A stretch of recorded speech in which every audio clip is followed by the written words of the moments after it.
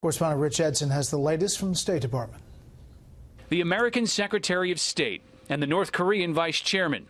They're in New York, the highest level official North Korean visit to the United States in 18 years. The conversation is going to be focused on denuclearization of the peninsula. That's what these ongoing conversations taking place now will be centered on, as well as this summit that would take place in Singapore. The administration says Secretary Pompeo will join Vice Chairman Chol for dinner tonight.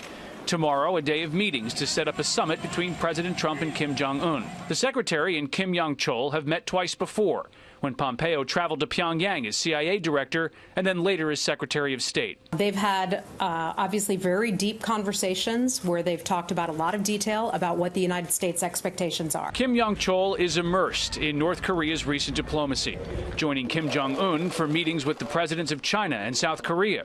He spent several years leading North Korea's intelligence service and is still under U.S. sanctions.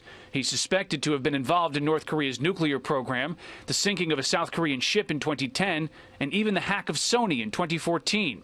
The State Department says Secretary Pompeo spoke over the weekend with foreign ministers from South Korea and Singapore, and he's scheduled to meet next week with the Japanese Prime Minister in Washington. North Korea is also planning with its allies ahead of the June 12th summit in Singapore. Russian Foreign Minister Sergei Lavrov is scheduled to travel to North Korea this week.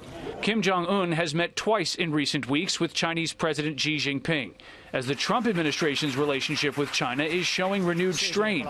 Secretary of Defense James Mattis promises the U.S. will continue sailing through disputed international waters China considers its territory. There's a very steady drumbeat of freedom of navigation operations. You'll notice there's only one country that seems to take active steps to rebuff them or state their resentment of them. The Trump administration also says it is moving forward with tariffs on Chinese imports and restrictions on Chinese investments. To that, China's foreign ministry has responded that it does not want a trade war, but that it's not afraid of fighting one.